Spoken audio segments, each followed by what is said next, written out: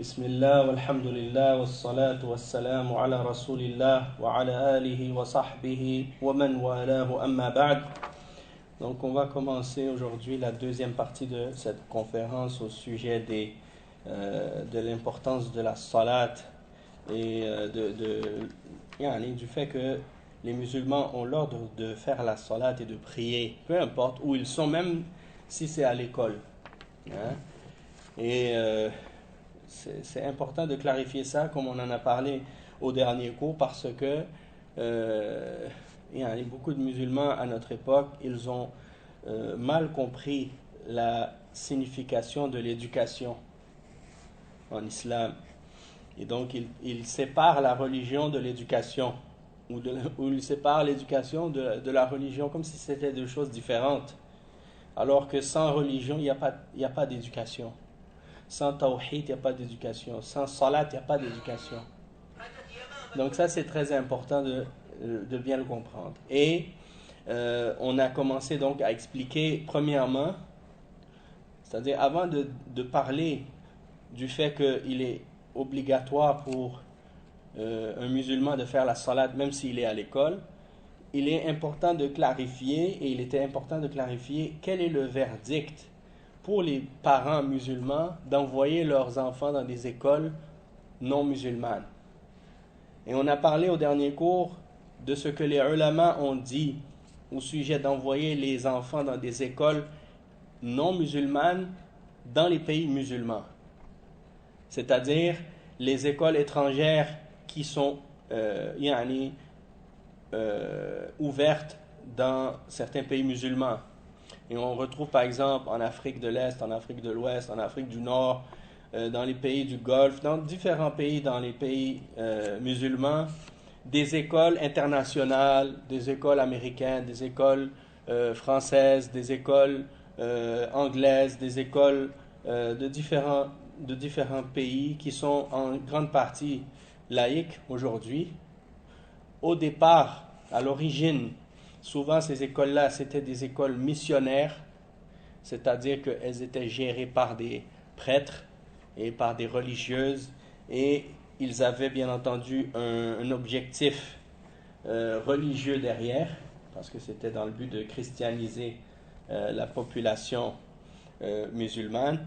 Mais aujourd'hui, avec la laïcisation des écoles, eh bien, l'objectif est devenu différent. Et les koufars disons de l'Occident en général, de l'Occident ou de l'Orient, peu importe, eh bien, ils n'ont plus uniquement comme objectif de vouloir christianiser les musulmans, mais ils se sont dit, si on n'est pas capable de les faire devenir chrétiens, au moins on va essayer de faire en sorte qu'ils quittent l'islam, même si ce n'est pas pour devenir chrétiens. L'important, c'est qu'ils deviennent athées ou qu'ils deviennent laïcs ou qu'ils deviennent matérialistes comme nous. Hein? Et s'ils arrivent à cet objectif-là, ils sont satisfaits. Donc ça fait partie de leur objectif. Et il faut comprendre aussi que même dans les pays chrétiens, qui sont à l'origine des pays chrétiens, les écoles sont devenues laïques avec cet objectif-là. C'est-à-dire de faire en sorte que les enfants ne soient plus des chrétiens, ne soient plus des croyants ou des pratiquants. D'accord? Ici au Québec, les écoles et l'éducation étaient toujours confessionnalisées. C'est-à-dire que les commissions scolaires, les commissions scolaires ont toujours été des commissions scolaires confessionnelles. C'est-à-dire soit catholiques ou protestantes ou juives. Et là, maintenant, elles sont devenues les écoles déconfessionnalisées. Ça veut dire qu'ils ont travaillé pour faire en sorte que ce ne soit plus des commissions scolaires affiliées à une religion, soit catholique ou protestante, mais que ce soit laïque. D'accord? Donc ça, c'est ce qu'ils ont appelé la déconfessionnalisation du système d'éducation. Donc, moi, toute mon enfance, j'ai grandi j'ai été à l'école catholique, dans la commission des écoles catholiques de Montréal. hein. On appelait ça la CECM. Et aujourd'hui, c'est plus la CECM, maintenant c'est la CEM, je crois. Commission des écoles de Montréal. Ils ont enlevé l'aspect religieux dedans. Et juste pour vous donner une petite anecdote de qu'est-ce que j'ai vécu lorsque je me suis converti à l'islam, alors que j'étais étudiant au secondaire. Quand je me suis converti, j'avais 16 ans. Et lorsque je me suis converti, j'étais en secondaire 4. C'est-à-dire 4e année de secondaire. Et j'ai commencé à faire la salat à l'école. À l'époque, alhamdulillah, yani, disons que j'ai commencé à faire la salat et je me suis converti à l'islam après. Et après, j'ai cherché des musulmans dans l'école. Il y avait beaucoup de gens qui sont musulmans, mais parmi les élèves, il n'y avait aucun qui faisait la salat. Non. Il y avait beaucoup de musulmans dans cette école-là de différentes origines, des Turcs, des Maghrébins, hein, et d'autres, des Pakistanais, des gens du Bangladesh. Mais aucun d'entre eux faisait la salat à l'école. Donc moi, quand j'ai commencé à faire la salat, j'ai cherché des élèves qui pouvaient prier avec moi. Et j'ai trouvé, il y avait un seul jeune qui a, barakallahu fik, jazakallahu khairan, un seul parmi les élèves là-bas qui venait prier avec moi, c'est un jeune frère marocain qui s'appelait Mohsen. Et on faisait la salat ensemble le midi. Et subhanallah, on faisait la prière dans le couloir. Et parfois, si on trouvait par exemple une classe, on la faisait dans une classe vide, mais en général, on le faisait dans le couloir. Et une fois, on a prié dans un des couloirs, on a prié devant un ascenseur. Et cet ascenseur-là, bon, nous on était devant la porte, c'est-à-dire face au mur, mais l'ascenseur est derrière notre dos. Parce qu'on faisait toujours attention de ne pas se mettre dans le chemin pour bloquer le passage. Donc on s'est arrangé pour que les gens puissent passer derrière nous. Et lorsqu'on a fait la prière à cet endroit-là, c'est l'ascenseur des professeurs en fait. Donc chaque fois que les professeurs sortaient de l'ascenseur, ils nous voyaient prier, ils nous ont vu prier là, et les directeurs adjoints se sont tous réunis, et ils ont tous vu qu'on était en train de prier là. Ça a créé un peu de commotion, comme on dit. Les gens ont été un peu surpris. Et parce qu'on n'avait pas d'endroit assigné spécifique pour qu'on puisse faire, où on pouvait faire la salat. Alors le directeur adjoint, un des directeurs adjoints m'a offert son bureau pour faire la salat. Alors chaque midi, j'allais dans son bureau faire la salat. Et parfois, quand j'arrivais pour faire la salat dans son bureau, il était dans le bureau, il s'excusait et il sortait pour me laisser faire la salat. Je lui dis, mais vous pouvez rester à votre bureau. Il disait, non, je vais te laisser pour que tu puisses prier. Ou des fois, j'étais en train de faire la salat dans son bureau, et lui, il arrivait pendant que je faisais la salat, et il disait, oh, je m'excuse. Et puis, il sortait. Vous voyez, comme si le respect malgré que c'est des koufars, c'était des chrétiens, des catholiques. Monsieur Caponi, c'était un Italien, mais il respecte d'une certaine façon, et puis il te donne la possibilité de pouvoir faire ta salat. D'accord? Et je me rappelle une fois, je suis allé voir l'infirmière, j'avais quelque chose, je ne sais pas si je m'étais fait mal ou quelque chose comme ça.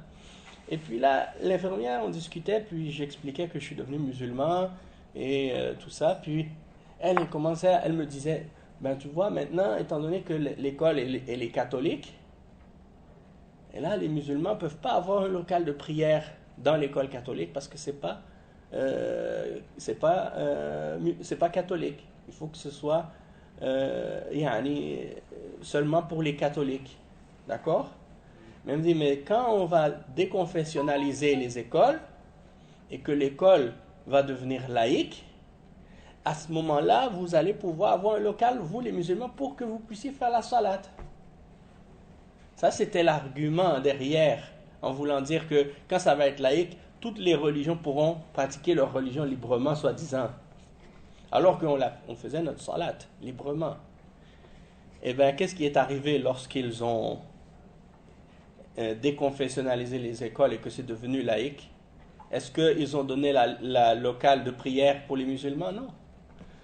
Sous prétexte qu'ils ne pouvaient pas donner local aux musulmans pour faire la salat parce que c'est une école laïque. En voulant dire, vous ne pouvez pas prier dans l'école parce que ce n'est pas une école, ce n'est pas religieux. Et vous ne pouvez pas pratiquer votre religion à l'école parce que c'est laïque. Donc, comment ils ont fait la promotion de la laïcité comme étant la possibilité d'avoir la liberté de pratiquer notre religion? Une fois qu'ils ont installé la laïcité, eh bien, ils ont exprimé clairement que c'était justement un prétexte pour empêcher par la suite les gens de pouvoir pratiquer leur religion. Donc, les gens qui font la promotion de la laïcité, ils essaient toujours de faire croire aux gens que la laïcité protège le droit des religions et que donne la liberté aux gens de pratiquer leur religion. Alors que ce qu'on constate dans la réalité, c'est que la laïcité est le premier obstacle qui est établi pour empêcher aux musulmans justement de pouvoir pratiquer leur religion librement. Et même que maintenant c'est devenu, dans certains pays, en particulier la France, un prétexte pour même interdire aux musulmans de pratiquer leur religion dans les lieux publics. Alors qu'en principe, les lieux publics appartiennent à tout le monde. Donc tout le monde aurait le droit de pratiquer sa religion où il veut. Hein? Tout ça pour dire, c'était juste une anecdote que je voulais partager avec vous pour vous faire voir un peu comment les laïcs sont rusés et comment ils rusent parce que leur objectif c'est de créer une société athée, une société sans foi, sans religion. Hein? C'est pas vrai qu'ils prétendent comme ils prétendent qu'eux, ils respectent toutes les religions. En réalité, ils détestent toutes les religions et ils veulent bloquer et empêcher que la religion musulmane se propage. Malgré eux, parce qu'ils ne seront jamais capables. C'est la religion d'Allah Azza wa Jal. Maintenant, je vais vous lire dans ce que j'ai préparé, dans les 27 pages, ce que je vous ai préparé sur ce sujet, une parole maintenant du Cheikh Abdurrahman al-Sa'di dans une risala qu'il a écrite qui s'intitule Nasihatun mukhtasaratun fil hathi ala al-tamassuk bid-din wa al-tahdhir min al-madaris al-ajnabiyya. Ça, c'est juste une petite risala. Dans les 27 pages que j'ai préparées, ça fait uniquement... je pense que c'est juste 2 ou 3 pages, cette risala. Donc, attendez, je vais vous dire exactement. Oui, c'est ça. Donc, ça commence à la page 2, ça finit à la page 7. D'accord? Donc,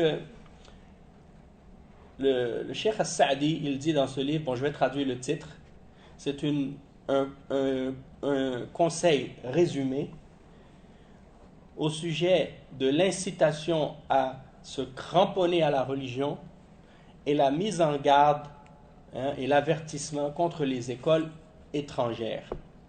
Quand on dit les écoles étrangères, c'est-à-dire les écoles non musulmanes. D'accord?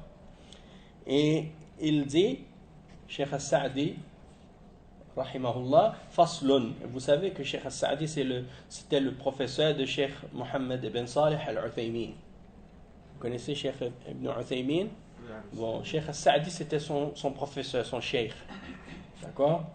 Donc il dit, faslun, wa min al-usul al-azimati al-muhimma li salah ad-din wa ad-dunya as-sa'yu fi islah at-ta'lim wa islah al-akhlaq.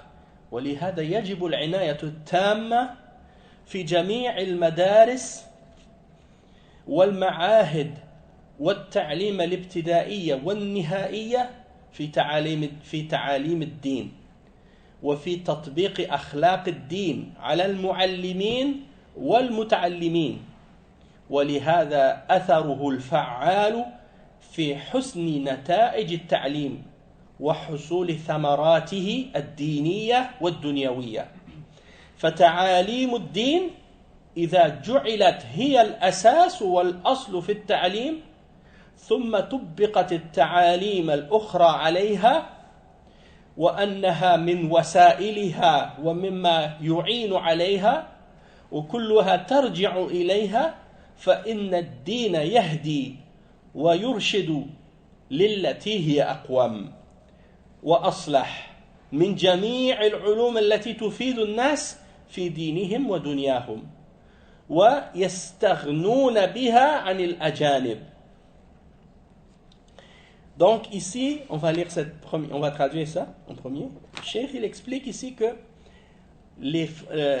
parmi les fondements immenses et importants de la religion, il y a le fait et dans lequel il y a un bien pour les musulmans dans leur religion et dans leur dunya, dans leur vie d'ici-bas, il y a le fait de faire des efforts pour réformer l'enseignement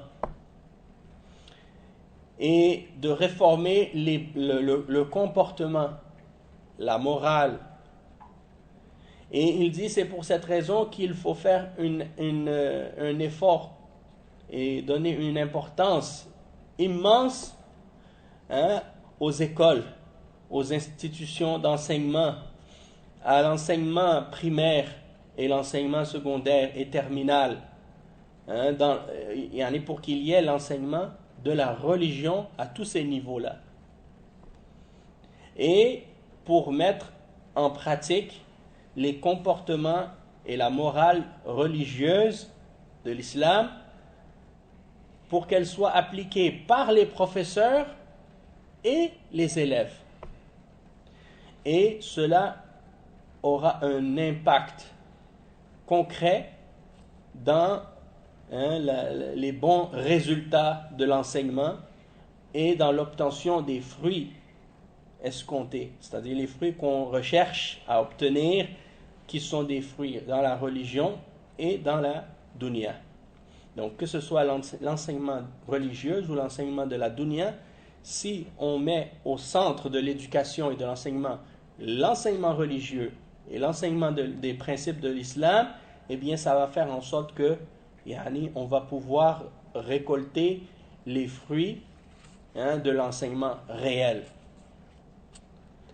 Donc contrairement à ce que les laïcs, parce que la réalité c'est que je ne peux pas concevoir ou croire qu'une personne qui croit sincèrement en sa religion puisse être un laïc. Puisque si quelqu'un est sincère et qu'il croit réellement que sa religion, c'est la religion d'Allah, c'est la religion de la vérité, c'est le chemin vers le paradis, et tout autre chemin, c'est le chemin vers l'enfer. Celui qui est convaincu de ça, et qui n'a pas de doute en cette réalité-là, comment est-ce qu'il pourrait accepter que quelque chose d'autre que l'islam soit la base et le fondement de sa société et de ce qui dirige et ce qui gère sa façon de vivre? Est-ce que quelqu'un qui croit avec conviction en la véracité du message d'Allah et de la parole d'Allah peut accepter de vivre selon des principes qui contredisent cette religion-là? C'est pas possible. Donc si moi, par exemple, supposons je suis le dirigeant d'une société quelconque, et je sais que l'islam c'est le haqq, que le Coran c'est le haqq, que la sunna c'est le haqq, et je choisis volontairement et intentionnellement de juger par ce qui contredit ce qui est dans le Coran et dans la sunna, il y a un problème. Parce que c'est une contradiction. Et donc,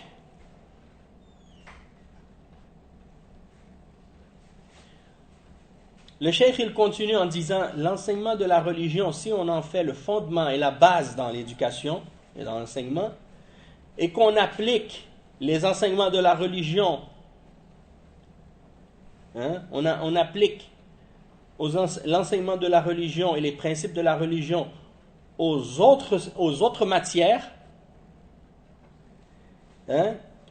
et on les considère, les autres matières, qui sont des matières non religieuses, mais on considère que ces matières-là font partie des causes ou des moyens qui aident à pratiquer la religion. Parce que tout ce que tu vas apprendre parmi les autres sciences de la dunya sont des sciences qui vont pouvoir t'aider à mieux pratiquer ta religion ou à aider à établir la religion d'Allah. Parce que tu vas apprendre les mathématiques, tu vas apprendre la physique, tu vas apprendre la chimie, tu vas apprendre la biologie, tu vas apprendre toutes sortes d'autres matières. Bon, la philosophie, c'est en dehors, on n'a pas besoin de ça. Mais on va apprendre la religion, les sciences de la dunya et tout ce qu'on a besoin pour établir une vie sociale qui est basée sur des principes solides. Le fait que la religion soit au centre de tout ça, c'est ce qui va faire que tout le reste va se tenir. C'est le ciment, c'est le centre, le cœur de tout le reste. Une société sans religion, sans foi, sans conviction, c'est une société qui est morte. Elle est morte, cette société. Il n'y a rien qui retient les éléments qui composent cette société-là ensemble, même si eux, ils prétendent qu'ils sont unis par des principes. La réalité, c'est qu'il n'y a aucun principe qui les réunit, puisqu'ils sont tous en train de se déchirer les uns les autres, et ils se détestent tous les uns les autres. Oui, regardez maintenant qu'est-ce qui se passe quand il y a des élections en Europe, même aux États-Unis. Ils se détestent. Les démocrates détestent les républicains, les républicains détestent les démocrates, les gens de la droite détestent les gens de la gauche détestent les gens de la droite, et les gens qui se considèrent comme étant des habitants de souche de ce pays détestent tous ceux qui viennent de l'extérieur ou qui ont des origines étrangères, et ainsi de suite. Donc c'est des gens, ils prétendent qu'ils sont unis par quelque chose. En réalité, ils sont tous interdivisés et ils se détestent tous les uns les autres, et leurs cœurs sont désunis. Comme Allah le dit dans le Coran, تَحْسَبُهُمْ جَمِيعًا وَقُلُوبُهُمْ شَتَّى. Tu les croirais unis alors que leurs cœurs sont déchirés. Donc, si on fait de la religion le cœur, la base de la société et de l'enseignement et de l'éducation, toutes les autres matières qui sont enseignées en dehors de la religion sont considérées comme des matières qui vont aider justement à établir la religion. Et elles reviennent toutes à la religion. Donc c'est la religion qui aide, qui oriente et qui guide vers ce qu'il y a de plus droit, de plus bon dans toutes les différentes sciences qui vont être profitables et bénéfiques dans la dunya et dans l'au-delà. Et à ce moment-là, on n'a plus besoin de qu'est-ce qui vient des koufars ou des gens d'ailleurs. Et si on a besoin dans certains domaines, une fois qu'on a obtenu cette science qu'ils possèdent et qu'on est capable de la maîtriser soi-même, on n'a plus besoin de se retourner à eux par la suite. Donc ça, c'est très important. Parce que ça veut dire que, regardez par exemple, quelqu'un qui est athée, quelqu'un qui est matérialiste, quand il apprend la science, quand il étudie les sciences, il va faire quoi avec cette science? Il va utiliser la science pour faire de l'argent, et il voit que le profit et les intérêts matériels qui en découlent. Il ne voit pas le bien-être de l'humanité, il ne voit pas l'intérêt de l'humanité, il ne voit pas les priorités de l'environnement ou de la santé ou du bien-être des peuples. Tout ça, ça leur est égal complètement. Pourquoi? Parce que l'important pour eux sont les intérêts économiques seulement. Donc si tu regardes par exemple, qu'est-ce qu'ils font comme dépenses, comme recherche, comme argent, leur argent, comment ils le dépensent, et toute la science qu'ils possèdent, dans quoi ils l'utilisent, tu vois clairement que les choses qui orientent leur connaissance, c'est pas la foi, c'est pas la religion d'Allah, c'est pas la vérité. Hein? C'est basé sur le batil. Donc ça leur est égal qu'ils détruisent la nature, que ça leur est égal qu'ils tuent des innocents, qu'ils exterminent des populations, qu'ils rendent malades des millions d'êtres humains, hein? Qu'ils créent des armes de destruction massive qui vont détruire et décimer des populations. Tout ça, ça leur est complètement égal. Parce qu'ils voient la vie seulement d'un point de vue matérialiste. Pourquoi? Parce qu'ils n'ont pas de foi, ils n'ont pas de religion. Hein? Tandis que le musulman, lorsqu'il... Et j'ai entendu une parole de Cheikh Rabi', et cette parole, elle m'a vraiment plu beaucoup.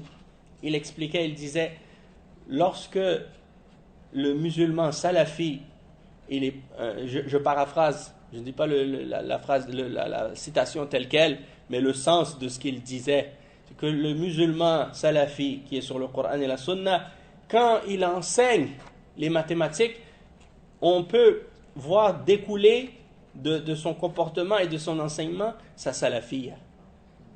C'est-à-dire que même quand il enseigne des sciences qui ne sont pas religieuses, tu vois exprimé dans sa façon d'enseigner, dans sa façon d'expliquer, dans ses enseignements, tu vas voir sa aqidah qui découle dans ça aussi. Tu enseignes la biologie, tu laisses paraître ta salafiyya dans la biologie aussi. Dans le sens que tu ramènes toujours dans le cœur des élèves la foi en Allah et le fait que c'est lui qui est le créateur et que c'est le maître qui a créé et formé et organisé toute la création et qui contrôle toutes choses. Tu ne vas pas enseigner la biologie comme la façon comment le biologiste matérialiste, marxiste ou athée, comment lui il enseigne la biologie. Quand il parle, il dit « Ah mais ça c'est la nature qui fait les choses et c'est comme ça parce que c'est la nature. » Hein? Non, le musulman, sur la sunna, il enseigne la biologie. Il dit, ça c'est Allah qui l'a créé. Et c'est comme ça qu'il l'a créé. Et ça fait partie des merveilles. Et des signes d'Allah Azza wa Jalla dans sa création. Comment il a créé la cellule. Comment il a créé l'ADN. Comment il a créé telle chose et telle chose. Toutes ces choses-là qui se produisent dans le corps, le système. Le système sanguin, le système respiratoire, le système reproductif, tous ces systèmes-là qui existent dans le corps, le système digestif, c'est Allah Azza wa Jal qui l'a créé. Et c'est lui qui a fait que ce soit créé de cette façon-là et qui est parfaite. Donc ça ramène dans le cœur des élèves une aqidah, une conviction. Hein? Ça c'est tawhid al-rububiyyah. Hein? Donc il confirme la foi et il inspire aux élèves la foi. La même chose quand il enseigne la physique ou la chimie. Hein? Il ne leur dit pas, mais pourquoi tel électron et tel proton et tels atomes, ils se mettent ensemble pour former telle molécule, et pourquoi c'est comme ça, et pourquoi c'est comme ça. Il explique les réactions, il explique les choses, mais en même temps, il ramène tout à Allah Azza wa Jal en disant, tout ça c'est parce que c'est Allah qui a établi ces lois. Ces lois-là fonctionnent parce que c'est Allah qui les a établies, ces lois, et rien ne peut contredire les lois d'Allah Azza wa Jal dans la création. Hein? Ces lois-là ne sont pas apparues toutes seules par elles-mêmes, hein, dans la création.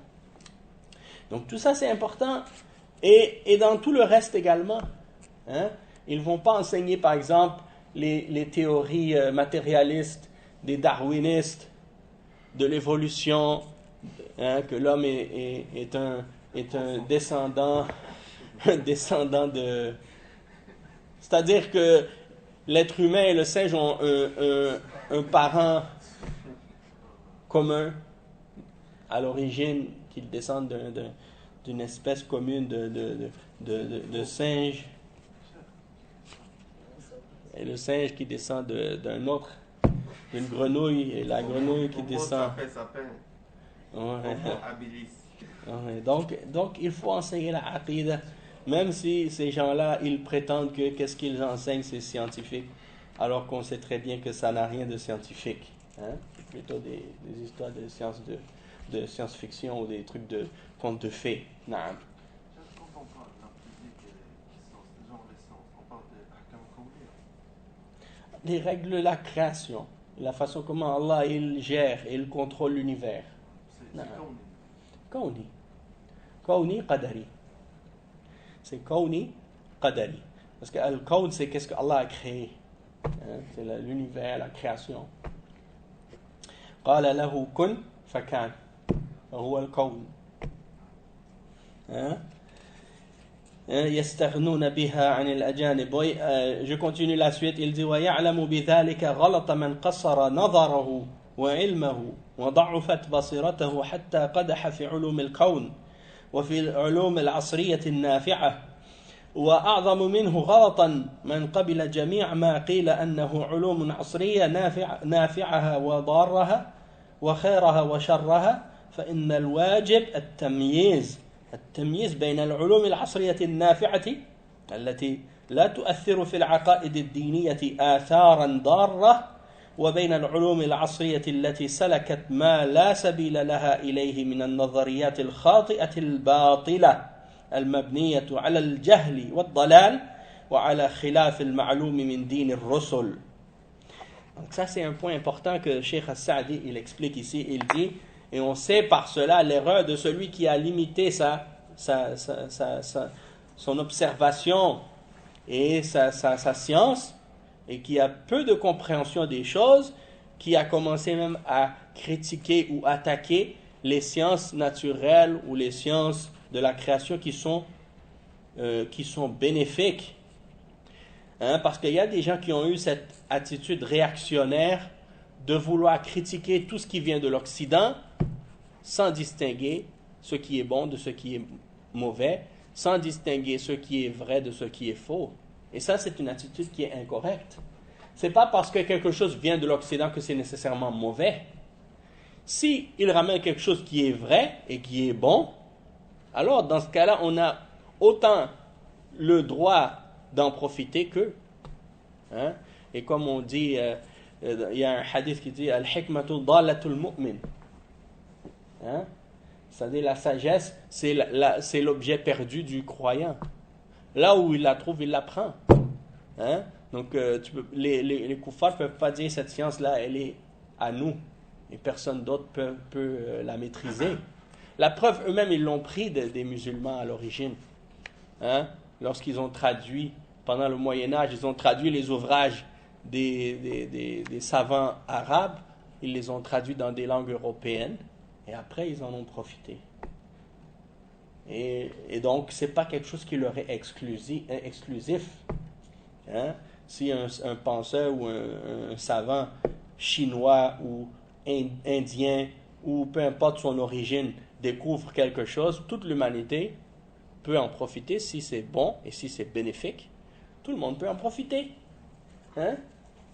Donc, si c'est des sciences modernes qui sont bénéfiques, eh bien, on en profite. Et il dit, l'erreur qui est plus grande encore de la part de certains, c'est ceux qui mettent toutes les sciences modernes dans le même paquet, sans distinguer ce qui est utile et ce qui est nuisible, ce qui est bon et ce qui est mauvais, et qui rejettent tout d'un bloc. Ah, ça, tout ce qui vient des koufars, on doit le rejeter, on ne le prend pas. Non, ça, c'est pas correct. L'obligation, le cheikh, il dit l'obligation, c'est de distinguer entre les sciences modernes bénéfiques, qui n'ont pas d'effet néfaste sur la croyance religieuse, et les sciences modernes qui ont emprunté des voies basées sur des théories erronées et fausses, qui sont basées sur l'ignorance et l'égarement. Celles-là, on va les rejeter, parce qu'elles sont en contradiction avec ce qui est connu de la religion des messagers. D'accord? Donc ça, c'est la façon intelligente et claire dont le musulman avec laquelle le musulman distingue entre les choses. Il dit فكم لهذه العلوم الضارة من الآثار والنتائج القبيحة وكم أهلكت من ضعفاء البصائر ومن لا معرفة لهم بالدين من وكم كان المشتغلون بها أعداء لدينهم وقومهم وأوطانهم وسلاحا للأعداء عليهم.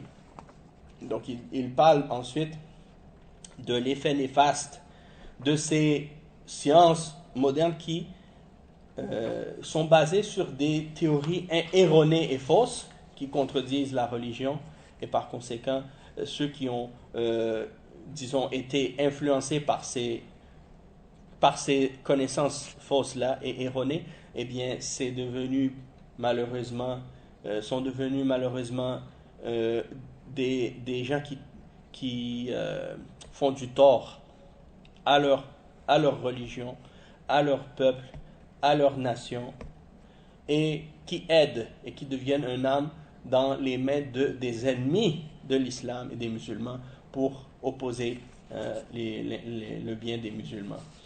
ولهذا يجب الحذر والتحذير من دخول المدارس الأجنبية التي تدرس فيها هذه العلوم الضارة، وخصوصا لمن لا معرفة لهم تامة بالدين ولا بصيرة لهم فيه.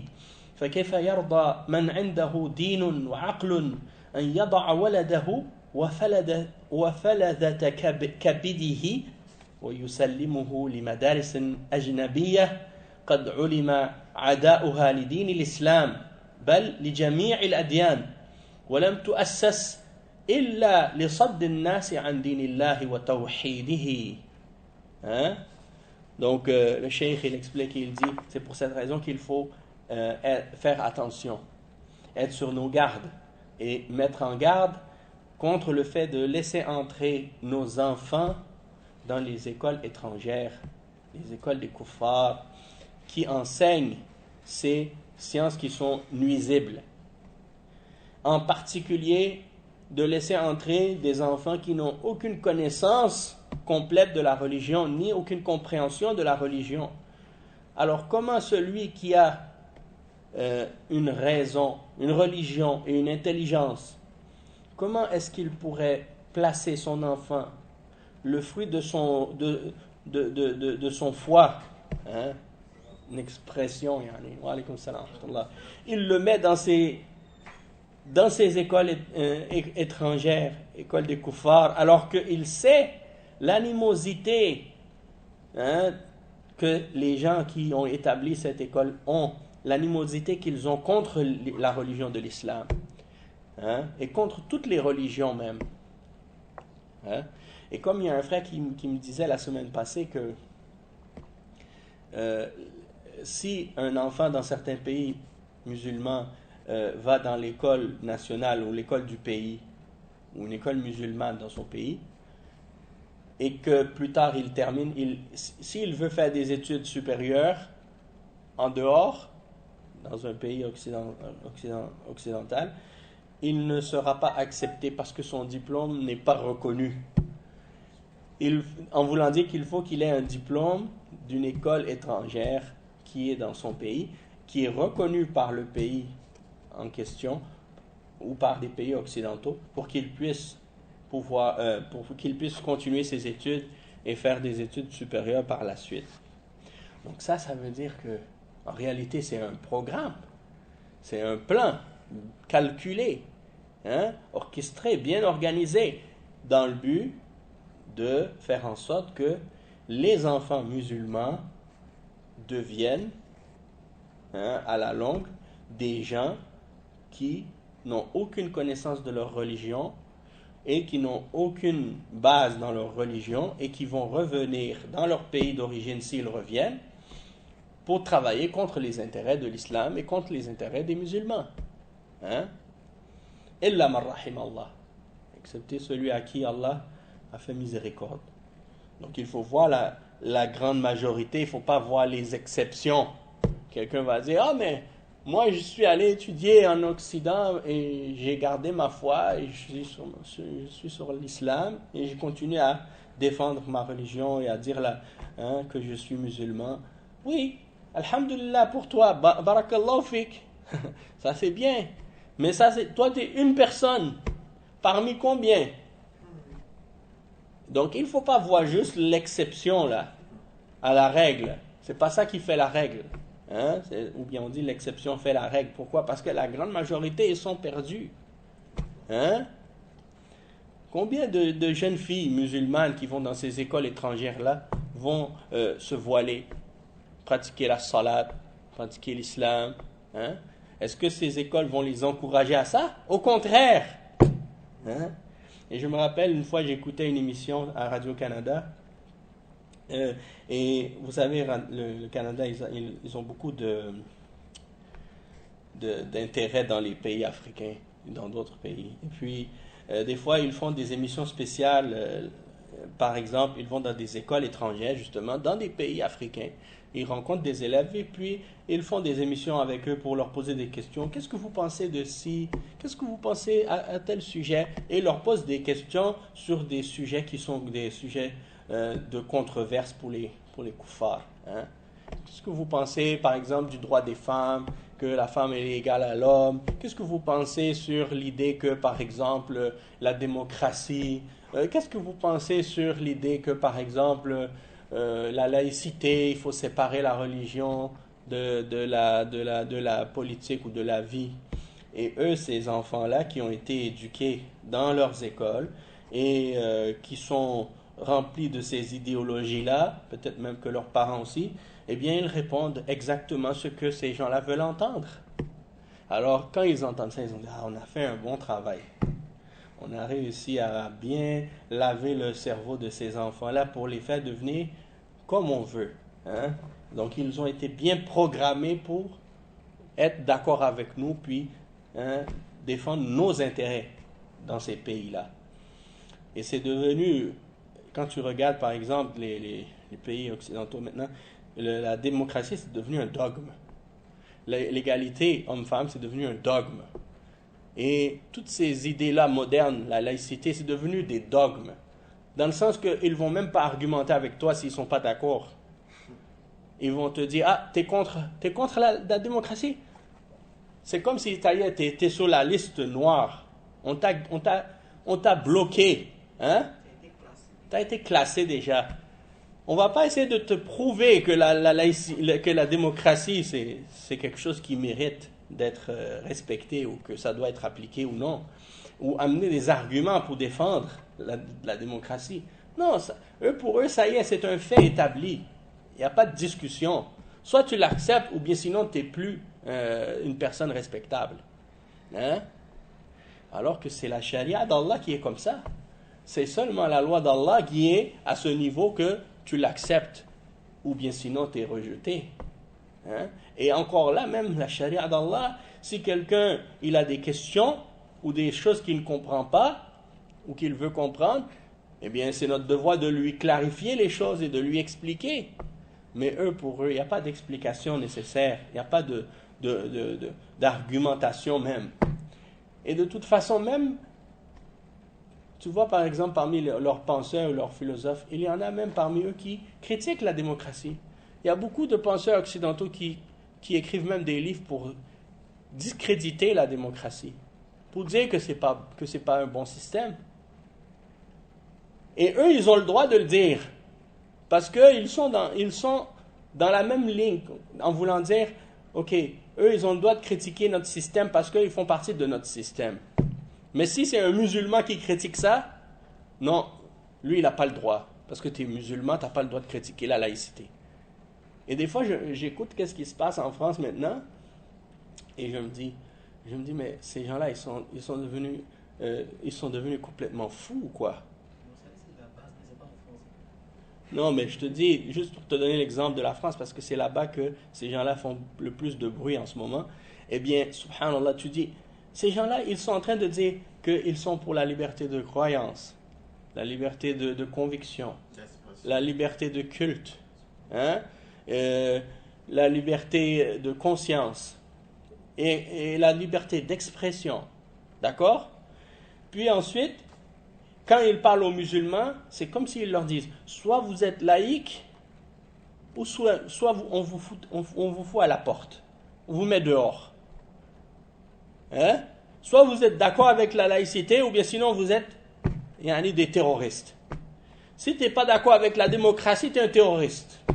Et ainsi de suite. Hein? Alors que si vraiment ces gens-là, ils étaient soi-disant véridiques par rapport à leurs propres principes, et qu'ils croyaient réellement en leurs principes, eh bien, ils n'allaient pas forcer quelqu'un à être d'accord avec eux, hein? Ou lui imposer d'être d'accord avec leurs idées. Comme c'est en voulant dire, si tu n'es pas laïque, ou si tu n'es pas d'accord, ou si tu critiques la laïcité, eh bien, tu ne peux pas rester chez nous. On t'interdit. Et tu n'es pas d'accord avec la démocratie, on t'interdit. Et tu n'es pas d'accord avec l'égalité entre l'homme et la femme, on t'interdit. Où est-ce qu'elle est la liberté? Où est-ce qu'elle est la liberté d'expression? Où est-ce qu'elle est la liberté de conscience, la liberté de religion, la liberté d'expression? Où elle est où? Il n'y en a pas. Tout ça, c'est du vent en réalité. Parce que eux, ils ont pris pour acquis que tout le monde va être d'accord avec ces principes-là. Et que tous les émigrants, les musulmans qui viennent dans leur pays pour s'installer, vont être à genoux, à quatre pattes, prosternés devant eux et devant leurs principes. Mais quand les musulmans disent, non, nous on est musulmans, on ne peut pas se prosterner devant vous, on ne peut pas se prosterner devant vos principes, on se prosterne seulement devant Allah. Et on n'obéit que dans ce qui ne contredit pas la loi d'Allah. Et on respecte les règles tant que ça respecte ce que l'islam nous a enseigné. Et si vous nous ordonnez de désobéir à Allah et à son messager, on ne peut pas vous obéir. Là, ça les dérange. Parce que dans l'islam, il y a un principe clair, c'est qu'il n'y a pas d'obéissance à une créature dans la désobéissance du Créateur. Peu importe. Hein? Donc le cheikh, il dit, donc comment tu vas donner ton enfant à des écoles? Tu sais que ces écoles-là sont des ennemis de ta religion et les ennemis de toutes les religions. Et qu'ils n'ont établi et installé ces écoles que pour obstruer le chemin des gens vers la religion d'Allah et vers son tawhid. Est-ce que tu as une intelligence et une raison? Est-ce que nous, les musulmans, on est devenus à ce point matérialistes qu'on va donner une priorité à l'obtention d'un diplôme sur l'obtention du paradis? Le diplôme de la dunya, il vaut plus que pour toi que le paradis éternel et l'au-delà. Hein? Allah al-Musta'an. Donc il y a beaucoup de parents, ils sont devenus inconscients. On dirait que leur cerveau, là, on leur a complètement enlevé. On leur a mis dans leur tête, au lieu d'un cerveau, on leur a mis juste de l'argent dedans. Tout ce qu'ils pensent, c'est l'argent. Et ils pensent que l'avenir de leurs enfants, c'est seulement par le diplôme et par les postes et la position sociale. Le cheikh il dit وكيف يسلم العاقل موليه وهو خالي الذهن من التعاليم الدينية ومن الأخلاق المرضية إلى هؤلاء الذين يحشون ذهنه بالإلحاد والتشكيكات. والله يقول يا أيها الذين آمنوا قوا أنفسكم وأهليكم نارا وقودها الناس والحجارة، أي بتعليمهم ما ينفعهم وتهذيب أخلاقهم. فمن لم يعلمهم العلوم الدينية ولم يقومهم بالأخلاق أو لم يقومهم بالأخلاق والآداب المرضية فإنه لم يمتثل ما فرض الله عليه من جهتهم. Donc ici le cheikh il explique que comment la personne intelligente peut donner son enfant qui est sous sa responsabilité alors que son esprit est vide des enseignements de l'islam, de la religion. Il n'a pas encore une connaissance suffisante pour affronter les kuffars. Moi, je me rappelle, quand j'ai fini le secondaire et j'ai commencé le cégep, on avait des cours de philosophie. On nous donnait ici au Québec, on a des cours obligatoires au cégep, des cours de philosophie. Et tous les profs de philosophie en général, la plupart sont des athées. La plupart sont des athées. Ils ont une opposition à la religion et en particulier à l'islam. Moi, je vous dis, par exemple, juste pour vous donner un exemple, quand j'étais au secondaire, avant d'être musulman, je crois que j'étais à l'époque en secondaire 2, ou en secondaire 2 ou 3, et j'avais un professeur j'étais en éducation religieuse, parce qu'on avait l'enseignement religieux dans les écoles catholiques, et quand j'étais dans la classe, je me rappelle, le professeur, il faisait que critiquer l'islam et les musulmans. Et il disait que des mensonges sur l'islam tout le temps. Mais moi, à l'époque, je ne connaissais rien de l'islam. Et je ne savais rien de la religion musulmane. Alors je l'entendais, il disait, les musulmans, ils ne croient même pas en Dieu, ils croient en Allah. Comme si pour eux, Allah et Dieu, c'est deux personnes différentes. Et ils ne croient pas en Jésus, ils croient juste en Mohammed. Donc pour eux, Jésus c'est Dieu. Donc si tu dis à un chrétien que tu ne crois pas en Jésus, ça veut dire que tu ne crois pas en Dieu. Vous comprenez? Et en même temps, si tu leur dis que tu ne crois pas en Jésus, eh bien déjà ça c'est faux. Parce que les musulmans, on croit en Jésus. Mais on ne croit pas en Jésus comme étant Dieu ou Fils de Dieu. Mais eux, si tu ne crois pas que Jésus est Dieu ou Fils de Dieu, ça veut dire pour eux, tu n'as pas cru en Jésus. Vous comprenez? Après, ils disent... Et les musulmans, leur religion, c'est comme ça. Si tu voles, on te coupe la main. Hein? Si tu fais l'adultère, on te lapide. Ils disent ça aux jeunes là à l'école, sans explication, sans détail, sans clarification. Et puis ils disent ça pour faire peur. Donc imaginez, si tu es chrétien, on te remplit de mensonges à propos de l'islam et des musulmans. Et on te fait peur à propos de l'islam et des musulmans de cette façon. Alors, qu'est-ce que tu vas penser de l'islam et qu'est-ce que tu vas penser des musulmans par la suite? Hein? Donc, ne soyez pas étonnés si vous voyez que les pays occidentaux ont une opposition ou une haine envers les musulmans. Depuis l'enfance, on leur enseigne de détester l'islam et les musulmans. Donc, imaginez l'enfant qui est musulman, qui va dans ces écoles-là, et qui entend son professeur se moquer des musulmans et de l'islam, et dénigrer l'islam et les enseignements de l'islam devant toute la classe. Et lui, il n'a même pas le minimum de connaissances pour être capable de savoir qu'est-ce que c'est sa religion. Soit il va se mettre à avoir des doutes en l'islam, parce qu'il ne sait pas ce que le prof dit, si c'est vrai ou faux, ou bien il va commencer à se sentir honteux et se renfermer sur lui-même, ou bien il va commencer à nier sa religion, pour dire, ah mais si c'est ça l'islam, moi je ne veux pas être comme ça, j'ai peur de me faire dénigrer ou insulter par les autres. Eh bien c'est comme ça, pas seulement, dites-vous, c'est pas seulement dans les cours d'enseignement religieux que les professeurs disaient des choses comme ça. Dans les cours de littérature, les cours de philosophie, les professeurs, j'ai fait un stage dans une école et le professeur, il faisait lire aux élèves un roman qui se passe en Afghanistan, je ne sais pas c'est quoi, les enfants avec les cerfs-volants, je ne me rappelle plus même du titre de l'histoire. Et quand ils font lire aux élèves ce genre d'histoire-là, ils en profitent pour critiquer, parce qu'ils parlent de l'Afghanistan, donc ils vont dire là-bas, ils veulent appliquer la charia c'est ça, puis ça c'est, ils veulent empêcher les femmes d'avoir la liberté, ils veulent ci, ils veulent ça. Toi tu es un élève musulman, tu es dans cette classe-là. Tu écoutes ce prof qui dit que des mensonges et qui déforme la réalité. Qu'est-ce que tu vas faire? Mais toi, imaginez le parent là qui est à la maison ou bien à son travail, il envoie ses enfants dans cette école-là en pensant qu'il s'en va pour apprendre des choses bénéfiques pour lui, pour sa vie, mais qui ne fait que, en fait, être détruit jour après jour dans sa croyance et dans sa religion. Et il s'assoit dans ces classes-là en train de se faire démolir intérieurement. Et les autres élèves qui se tournent vers lui en disant « Ah, c'est ça ta religion ?»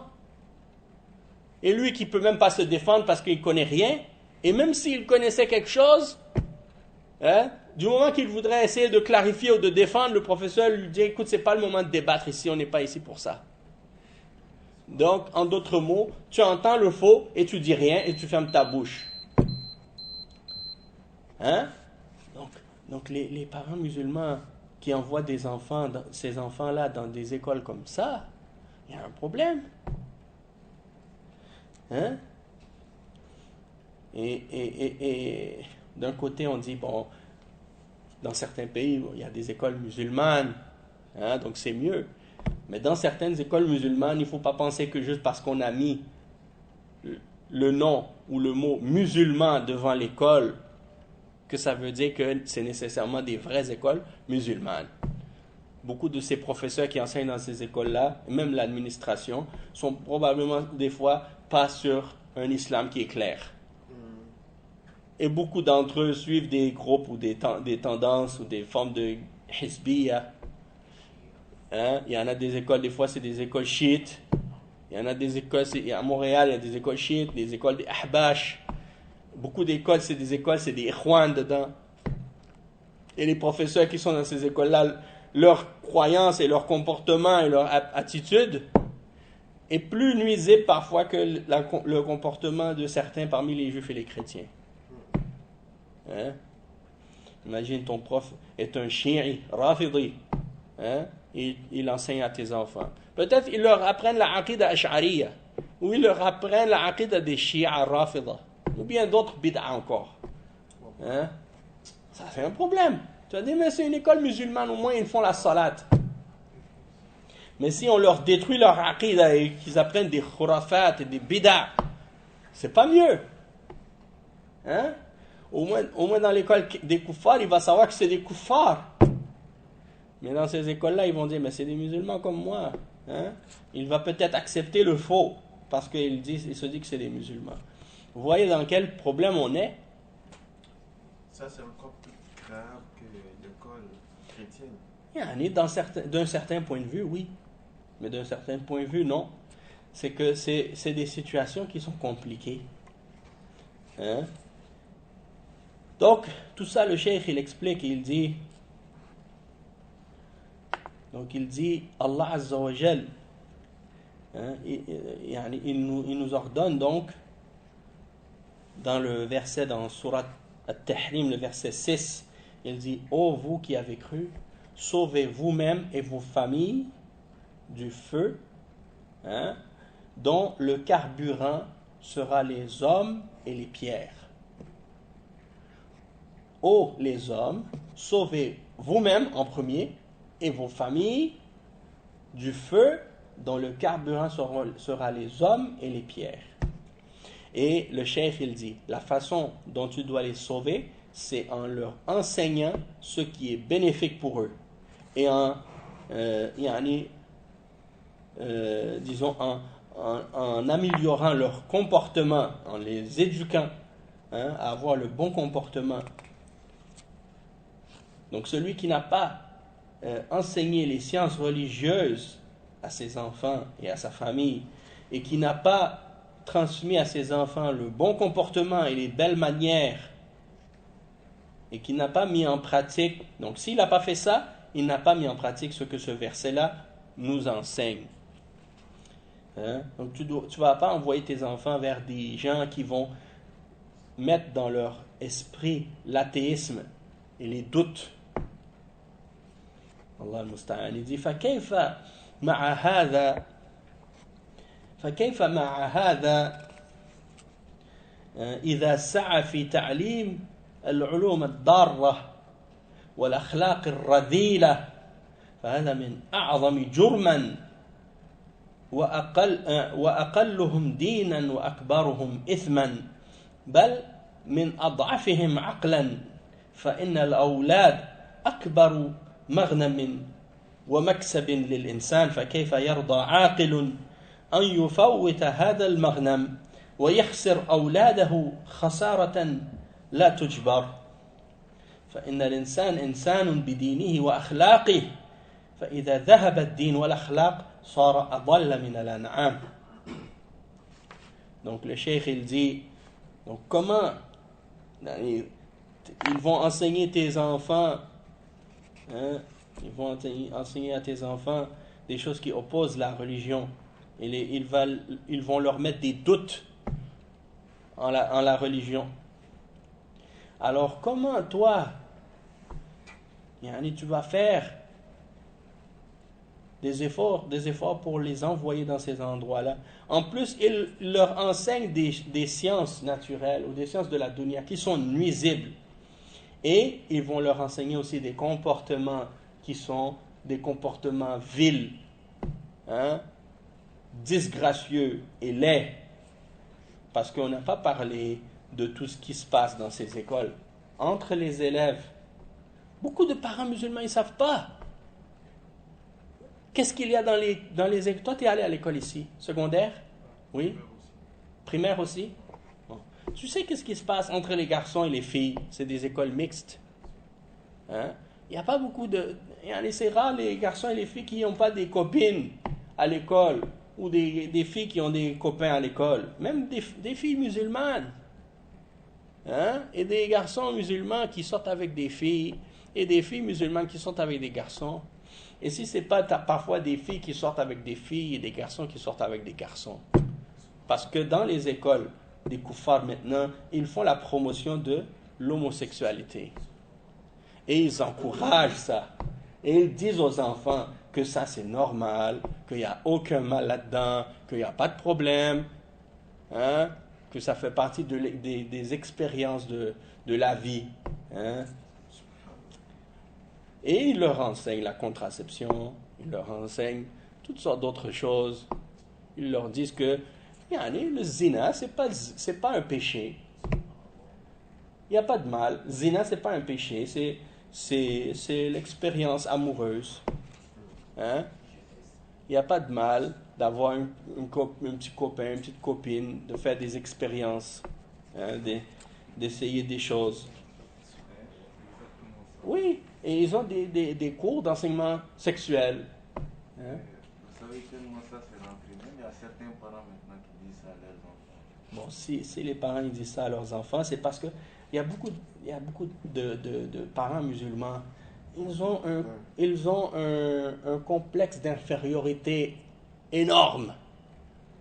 Et quand ils vont s'asseoir avec des koufars, hein, ils se sentent obligés de leur parler pour leur faire plaisir et de les conforter dans leurs croyances et dans leurs idéologies. Alors ils vont essayer de leur montrer qu'ils sont d'accord, parce que pour eux c'est une ouverture d'esprit. C'est pour montrer qu'on est ouvert, qu'on est tolérant, qu'on est modéré. Pour les faire plaisir. Pour leur faire plaisir. Alors que tout ça c'est de l'égarement total. Donc, n'aie pas peur de les frustrer ou de les froisser dans leurs idées. N'aie pas peur de leur montrer que tu n'es pas d'accord avec eux. Parce que tu ne leur dois rien. Tu ne leur dois rien du tout. Alors, sois toi-même. Sois courageux. Sois un homme, sois une femme de foi. Hein? Si tu vois un kafir qui te dit quelque chose qui est faux, qui est contraire à la religion, dis-lui, non, ça pour nous c'est inacceptable. On ne peut pas accepter ça, on est des musulmans. Et même si ça les frustre, tant pis. On ne leur doit rien. Hein? Et au jour de la résurrection, on sera debout, fiers. Tandis que là, si tu agis comme ça, tu veux être complaisant avec eux, tu veux les conforter dans leur coffre, dans leurs péchés, dans leurs déviations, tu t'humilies devant eux, tu te rabaisses. Et eux, ils perdent tout le respect qu'ils ont pour toi. Tandis que si tu te tiens ferme sur tes principes devant eux, même si ça les frustre, mais au moins ils vont savoir, lui, il a une colonne vertébrale. Lui, il a une conviction, il a une croyance, il se tient sur ses principes. Il ne remet pas en question ses croyances pour me faire plaisir. Donc c'est quelqu'un qui a de la valeur, qui a du respect. Et les koufars, ils respectent ça. Même si ça les dérange, Mais au moins, il respecte ça, parce qu'il dit, lui, il sait qu'est-ce qu'il veut, il sait qu'est-ce qu'il fait, et il n'essaie pas d'être complaisant pour me dire ce que je veux entendre. Hein? Il sait que tu es une personne véridique et franche. Et il n'y a personne qui peut manquer de respect envers une personne qui est comme ça. Mais si tu essaies d'être complaisant, d'agir juste pour te faire accepter, hein, comme une larve, hein, comme une limace, tu n'as aucune personnalité, aucune force de caractère, aucune dignité. Comment quelqu'un va te respecter? Même les koufars, ils ne vont pas te respecter si tu agis comme ça. Parce qu'ils savent qu'il peut t'acheter. Hein? N'importe quel argent qu'il te donne, il sait que tu es dans sa poche. Hein? Il t'a dans sa poche. Alors que si tu es ferme sur ta aqidah, même les millions, ça ne va pas changer ta position pour que tu puisses leur faire plaisir. Ils savent qu'ils ne peuvent pas t'acheter. C'est pour ça qu'ils aiment les ikhwan, les koufars, même s'ils parlent contre les ikhwan. Mais ils travaillent avec les ikhwan et ils aident les ikhwan. Pourquoi ils les aident? Parce que les ikhwan, ils peuvent être achetés. Depuis qu'ils ont quelque chose de position ou de l'argent, ils changent leur da'wah. Et tu les vois qui commencent à dire, oui, on n'a rien contre la laïcité. On est d'accord avec l'égalité homme-femme. Le niqab, ça ne fait pas partie de l'islam. Tout ce que les koufars veulent entendre, ils leur disent. Le riba, non, c'est pas haram. Hein? Mais le salafi, non. Le salafi, il reste sur ses principes. Et même s'il fait des péchés, il reconnaît que c'est haram. Il ne va pas dire pour se justifier ou pour se faire accepter ou pour se donner bonne conscience. Oui, c'est halal. Pourquoi? Parce qu'il ne veut pas admettre qu'il est dans le tort ou qu'il fait un péché. Non. Même si c'est contre toi, tu dis la vérité. Même si c'est contre toi, tu dis, c'est haram, oui, j'avoue. Ce que je fais, c'est haram, je demande pardon à Allah et que Allah m'aide à débarrasser de ce péché-là et à me repentir et à changer. Mais je ne vais pas rendre halal ce qui est haram juste pour me donner bonne conscience. Hein? Parce que c'est la religion d'Allah, c'est pas à moi. C'est pas ma propriété, c'est pas mon... Hein? Ça m'appartient pas, je peux pas faire ce que je veux avec. Alors, c'est ça, la réalité de qu'est-ce qui se passe dans ces écoles-là. Puis toi, tu envoies tes enfants là-dedans. Il dit, le cheikh, donc comment une personne qui est intelligente, il va faire perdre cette richesse que Allah lui a donnée, qui est ses enfants. Hein? C'est pas de les perdre physiquement, dans le sens qu'ils vont mourir ou bien qu'ils vont disparaître. Non, mais il les perd parce qu'ils ne seront plus sur la foi, sur la guidance. Ils deviennent une malédiction pour les parents quand ils deviennent koufars, quand ils deviennent perdus et égarés. Hein? Tes enfants, s'ils deviennent koufars, si tu meurs, tu penses qu'ils vont faire des doigts pour toi? Et même si les enfants, est-ce qu'Allah va les accepter s'ils sont koufars? Hein? Donc ça, c'est important. Et donc le cheikh, il dit, comment une personne intelligente peut faire donc perdre cette richesse qui sont ses enfants? Il les perd d'une manière qui ne peut jamais être compensée. Et l'être humain, il n'est seulement qu'un être humain par sa foi et par son comportement. Et s'il perd sa religion, et s'il perd son comportement, il devient plus égaré qu'un animal. C'est la vérité. Et peut-être que le cheikh il dit وربما وجد هؤلاء الآباء الذين رضوا لأولادهم التعلم في المدارس الأجنبية نموذج ما عملوه معهم معجلا ربما احتقروا آباءهم كما احتقروا غيرهم فإن قلوبهم مملوءة كبرا وتيها واحتقارا لغيرهم كما قال تعالى في مثل هذه العلوم إن الذين يجادلون في آيات الله بغير سلطان أتاهم إن في صدورهم إلا كبر ما هم ببالغيه. Il dit peut-être que les parents même qui ont envoyé ces enfants-là pour aller étudier dans ces écoles étrangères, ils ont déjà goûté à un petit exemple de ce comportement mauvais, hein, de ces enfants-là, parce que peut-être même qu'ils vont même mépriser leurs propres parents par la suite. Et ils vont mépriser leur propre communauté, hein, et leurs proches, parce qu'en voulant dire, ils savent rien ces gens-là, ils n'ont pas été éduqués, ils connaissent pas rien, ils connaissent pas la science moderne, hein. Donc leur cœur est rempli d'orgueil et de mépris envers les autres musulmans. Il y en a beaucoup comme ça.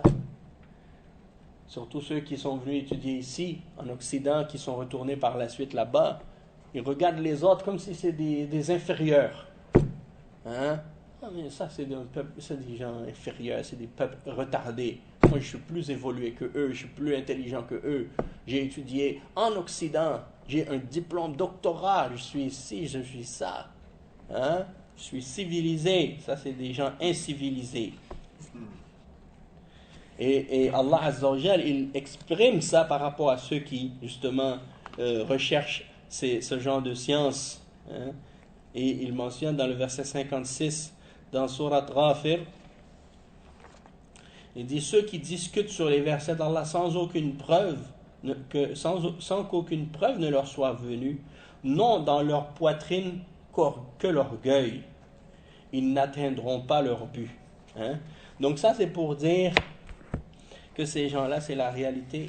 Ils ont l'orgueil. Et l'autre verset que le Cheikh a cité encore dans Surat Ghafir, le verset 83, فَلَمَّا جَاءَتْهُمْ رُسُلُهُمْ بِالْبَيِّنَاتِ فَرِحُوا بِمَا عِنْدَهُمْ مِنَ الْعِلْمِ وَحَاقَ بِهِمْ مَا كَانُوا بِهِ يَسْتَهْزِئُونَ. C'est-à-dire que lorsque leurs messagers leur sont venus avec les preuves claires, ils se sont réjouis de ce qu'ils possédaient comme science. En voulant dire, c'est-à-dire les messagers, ils sont là en train les prophètes et les messagers, ils sont venus vers eux avec les preuves claires venant d'Allah, et eux ils disent, nous on a la science, on n'a pas besoin de vous.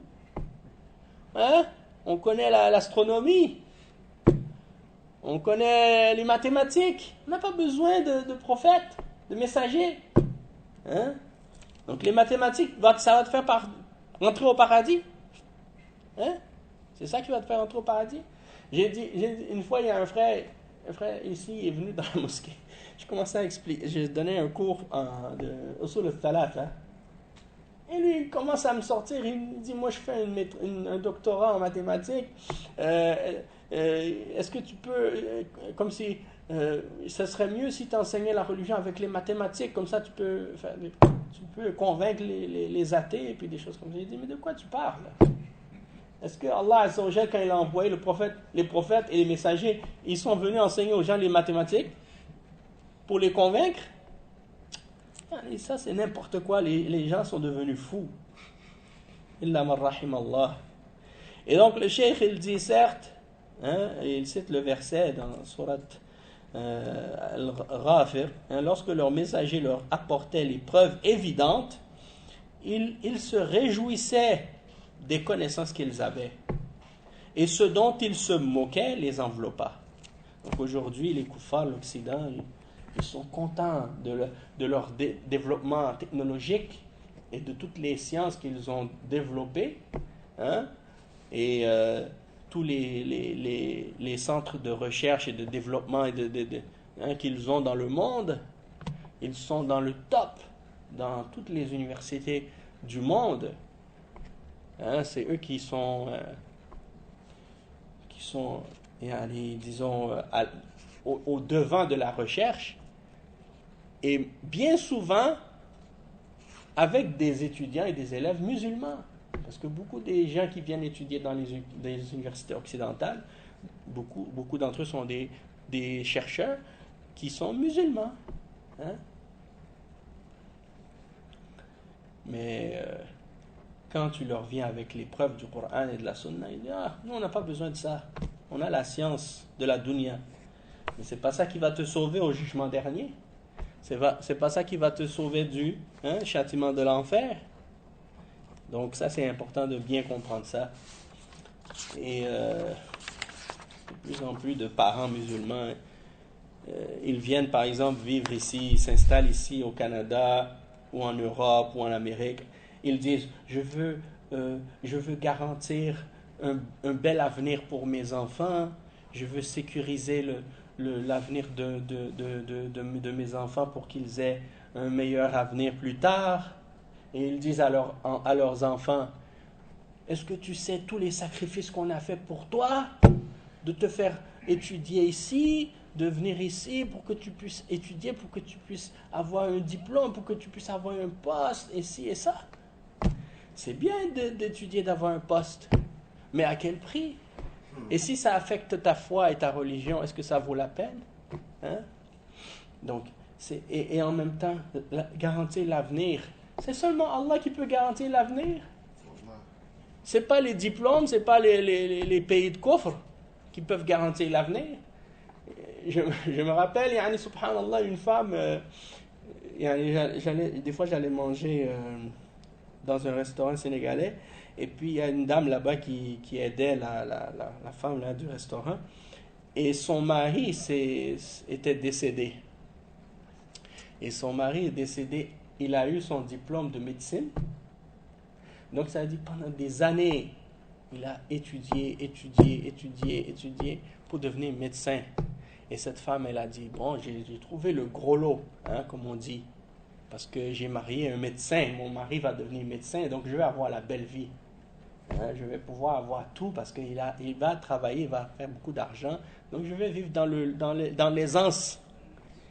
Et quelque temps après qu'il a eu son diplôme de médecine, il est mort. Elle n'a rien eu. Il n'a même pas pu travailler. Probablement, il n'a même pas payé ses dettes d'éducation là, s'il avait pris des prêts. Donc tout ça pour dire, ton avenir, c'est seulement Allah Azza wa Jal qui peut le garantir, personne d'autre. Et donc, calcule pour ton au-delà avant tout. Je ne dis pas, faites pas des études. Je ne dis pas, étudiez pas, essayez pas d'avoir un bon travail ou une belle position dans la dunya. Je ne dis pas ça.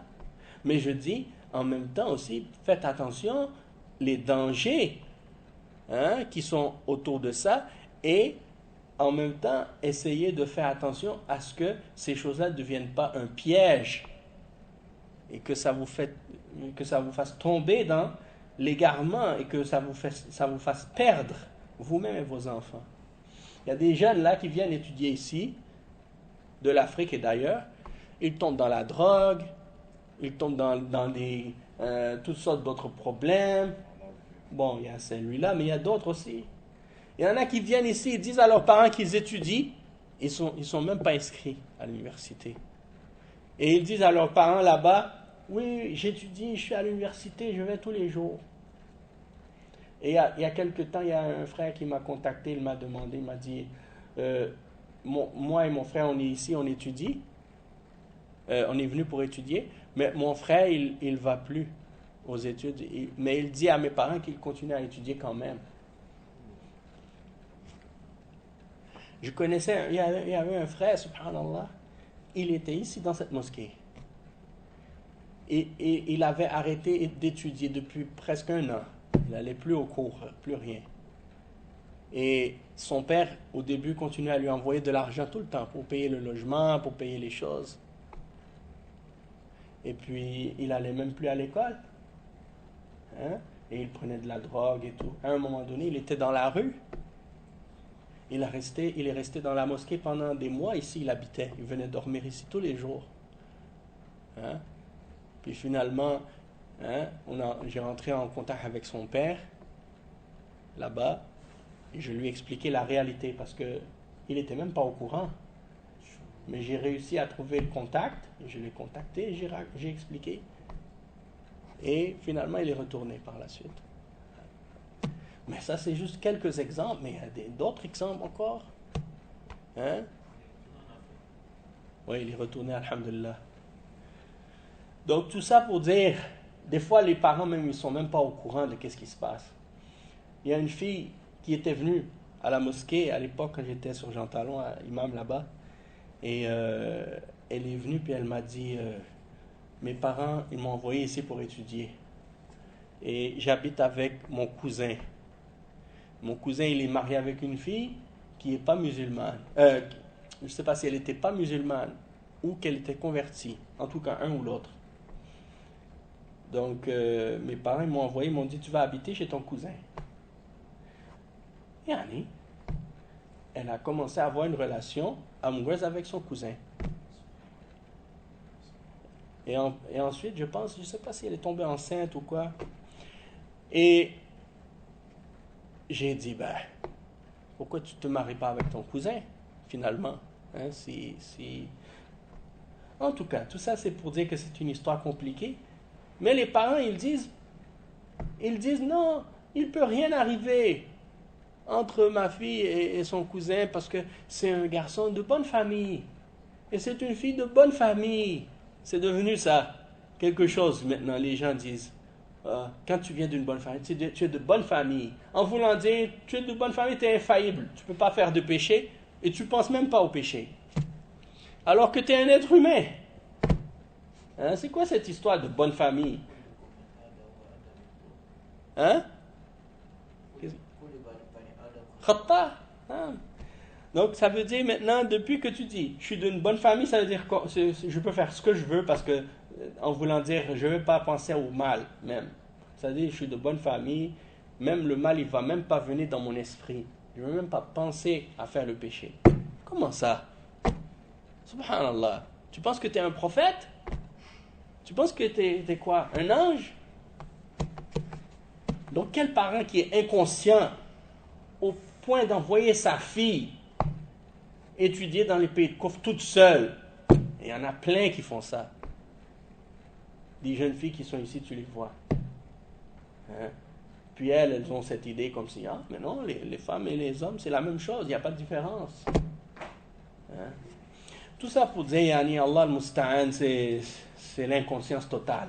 Ça, c'est haram clair. Mais il y a des choses, des fois, on dirait, il y a des choses qui sont tellement grandes et tellement graves que les gens oublient que c'est haram. Hein? Si tu lui dis, je mange un morceau de porc, là, tout de suite, ils vont savoir, non, ça c'est haram. Mais tu envoies ta fille dans un pays de Kouf, toute seule, pour étudier. Déjà, voyager, tout ça, c'est pas permis. Sans le mahram. Ça lui dérange pas. Hein? Et il ne pense pas qu'est-ce qui peut arriver là-bas à cette fille-là. Hein? Et tout ça, tout d'un coup, il s'aveugle même. Non, il ne va rien arriver. Tout va bien aller. Ça va aller correct. Hein? Oui, il y en a qui savent. Oui, non, c'est ça. Je pense que le diplôme, c'est le paradis. Donc, on va s'arrêter ici pour aujourd'hui. On continuera la semaine prochaine, Inch'Allah.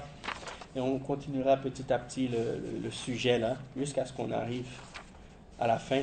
Et vous allez voir au fur et à mesure, on va sortir plein de points bénéfiques et des leçons et des exemples pour essayer de faire comprendre ce sujet-là important pour que, Inch'Allah, peut-être que certaines personnes vont réfléchir puis revenir à la raison.